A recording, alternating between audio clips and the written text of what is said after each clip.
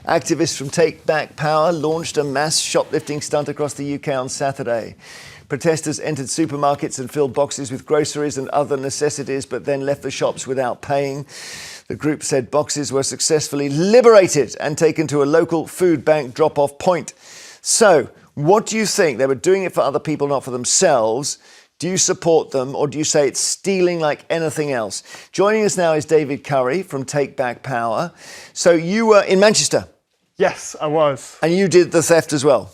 I peacefully and non-violently took the food off the shelves and redistributed it to those most in need in my community. And taking it to a food bank or what? Yeah, we took it to food banks, yeah. But the real story here is that this country went just stick on what I'm asking, sorry, otherwise we're going to go too wide. When you took it to the food bank, did you tell people there that if they took the food away, they'd be handling stolen goods? I think the real story here is that just stick on the questions, David. Running out of control, right? We'll get to that, I promise we'll get, but please just answer the question. Did you tell them they'd be handling stolen goods? Look, we have 4 million children in this country growing up in food poverty, okay? Why weren't you asking questions? At the same time as this, we've got the super rich raking in record profits. But I'm going to ask you about that, but I just want to find out what you did at the weekend. You stole the food, you took it to a food bank, you told them it was stolen, did you? No, we didn't tell them it was stolen. OK. Does that not put them in an awkward position? Well, they don't know that it was stolen. Oh, so they then can't be done? Not criminally liable. I think they might be, actually. No. But if they don't know, they're not. Is it true that later on you went back and paid? No, it's absolutely not. No, I don't know why the Met came out with that. There have been some reports that somebody went back and paid. So I just wanted to check it wasn't you. All right, I promise we'll get to your bigger message. I'm not trying to blanket. But Annunziata, as far as the actual incident is concerned, he's a nice guy. He's done something for other people. What could be wrong with that? It's an ego trip to get publicity for a campaign, and it is breaking the law, and it should be treated as any other crime. But you haven't been arrested, have you? No, but just the other week we had the Met Police turn up to Quakers Meeting House for a non-violence training and arresting 15 people in attendance for conspiracy to commit theft. So the police, absolutely. If you're going to conspire to... we've got to look at shoplifting and what it costs our country. Every year, it's well over £2 billion it costs our economy. But this is your moment, David, to tell £4 billion in total. That's just the stolen goods. Now we're going to hear the big picture. We could pay for a lot of things with that money that, in fact, just puts up every normal person's supermarket bill. Every time they go shopping, they are paying the extra cost for those items that are stolen because the shops cannot afford to just hand them out for free. And stealing them only passes on the costs to other people who cannot afford it. Look, let's put this in perspective, right? We took action in four cities across the country on Saturday. This is a drop in the ocean compared to the billions in profits that companies like Tesco rake in. Legitimising shoplifting, which is not a legitimate pastime and does have victims. What's wrong with Tesco making profits? Because we have 4 million children in this country growing up in food poverty. And we have benefits to ensure they can be fed. And we have food banks where people willingly donate goods they have bought. Owen, where are you on this? Look, I'm sure you would have been angry at the suffragettes when they were smashing up art galleries, but history judges that, that the great evil of the time was the fact that women were deprived of the right to vote. And in this particular case, violence the fact that we are angry, and law breaking does not justify it. It's not violent. We can campaign, we can get elected, we can change the law. Can I answer? We should reserve our anger at the fact that in one of the richest countries on earth, there are 3 million people who either suffer malnutrition or at risk for malnutrition. This is about getting your priorities straight. I welcome anything that draws attention to the fact that in a society where we don't have to have a single person in poverty because the amount of wealth being produced by the hard work of millions, which gets sucked into the bank accounts of a tiny few, including supermarket CEOs, what we should end a real crime, which is people growing up in poverty, which costs our economy, by the way. That costs our economy so much. And but we have benefits to ensure that people can eat and heat their homes, which with the oil prices might change. Gosh, David, what's happened since the weekend? Have the police been in touch with you? No, we haven't seen any arrests since the weekend. But do you know what? I wish they would arrest the real criminals, right? Because the super rich, they steal from us every single day. What crime have they committed? Since COVID, billionaire wealth in this country has more than doubled. Why is that a crime? Where's this money coming from? It's coming from the back pockets of ordinary people, ordinary hard-working people up and down this country. And it's a crime because our government is too far in the back pockets of the super rich, of the billionaires, to tax them. And It's a moral crime. It's a moral crime that people can make vast sums of money. The wealth of the top 1%, 0.1% billionaires is higher than ever. We've got 150 billionaires. The butcher and the baker do not... 150 billionaires. Yeah, and while most people in poverty in this country work, by the way, they're earning their poverty day after day. They work for the likes of supermarkets. Some of those people in supermarkets end up in food banks themselves, by the way. And instead of sucking all that money into the bank accounts of a tiny few, we should invest it in people and communities so no one is... By stealing it and adding the costs to everyone's shopping people said this about the suffragettes, and again, and who was vindicated? They were not vindicated. But there is... They were. There's an argument that what David says, that Tesco's making those profits from selling food is profiteering, and supermarkets have got an inbuilt monopoly.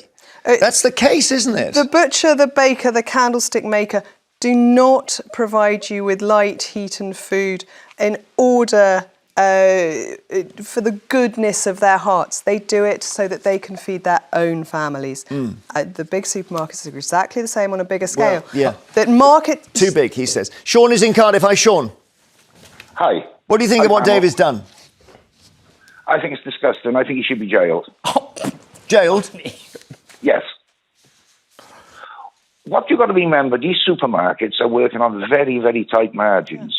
The likes of Tesco, Sainsbury's, Asda's. If they drop their food prices 10%, they go out of business. Yep. No, all right, that's fine. Were you involved, David, in the manure at the Ritz Christmas tree? No, I wasn't. Were you involved in spreading custard on the crown jewels? No, but there were amazing actions which... Well, there's the manure one. I mean, listen, I'm not... This, in a way, well, I say I'm not complaining. I mean, actually, obviously, this is a criminal thing, isn't it? Because you're damaging... That guy must be the doorman there in the black coat. He's suddenly realised what's happening because he can smell it. So, and what was the message there? It's the same message. It's that inequality in this country is out of control. The solutions are simple. We need to tax the rich. 3/4 of the population want to do it. But unfortunately, we have a political establishment and full of privately educated people, not too dissimilar to yourself. There's absolutely no one in the cabinet who went to private school. That's just absolute tosh. And they are incapable of facing up to the magnitude of this crisis. This is class warfare. This is not economically viable. They're waging class warfare from above. That's the problem. Could I just respond to Sean quickly? Sean, what's tight about £3 billion of profit from Tesco last year? Doesn't feel like tight profit margins to me, right? And do you know what? This is whilst pensioners' pensions. And would you take it away from them? The CEO of Tesco, Ken Murphy, made £9.23 million last year. When people in this country cannot afford to feed their children, that's what we should be angry at. Sean in Cardiff, thank you. Maddie in West Yorkshire, hello. Yeah. Do you agree with what they did? Absolutely not, no. I think he should be arrested. So, you work in a supermarket? I work in a supermarket, yes. I wonder where the security was on those, because they would have been taking them out, no trouble. That's a different issue with security. Yeah. I wonder, does this guy actually realise how much free donation foods at supermarkets you actually give? To food banks? Because without the supermarket giving to the food banks will be non-existent. Well, that's a good point, David. This is kind of, they are doing this anyway. Yeah, Crimea River, Tesco giving food to food banks whilst they're raking £3 billion of profit. I mean, come on, let's put this in perspective. And also, your main accusation here is, you should be arrested, you've broken the law. News alert, right? Throughout history, people have broken the law, and that's why we have some of the most fundamental rights that we have today. Also provides... That's true. You must know that's true, though. Lots of our rights... It doesn't mean this one's right, though. Tesco also manages to provide the cheapest food. It keeps winning mainstream, lowest cost supermarket. It beat Asda this year. There's a chart every year, which means that people can afford food. If you have to shop in small local shops, the cost is an awful lot more. Let's bring in Jerry in Devon. I gather you support David, Jerry? Yeah, absolutely. Obviously, on the one hand, it's a symbolic gesture. On the other hand, it's a practical one. I mean, we live in a country with inequality rates growing by the year. If you look at this young man, whose name I've just managed to forget, his generation his generation are the first post-World War II to be looking at their living standards actually dropping in comparison to their parents. You know, I don't know if that it's a very good point, but I don't think he's campaigning for Gen Z, are you? You're campaigning more for people who are poor of all ages. I'm campaigning for people across this country who are struggling to get by, whilst we have a super rich getting richer and richer and richer. It's got to the point, right, Jeremy, where we have 50 of the richest families in this country holding more wealth than half of the population. Inequality's actually never been lower than current. And if you're, that is completely false. That is completely false. The top 50 families. So, but this is like, let's get Roman Abramovich to leave, and then you sort the problem, right? That doesn't. It doesn't change anything, does it? No, you have a different. Go on, Jerry.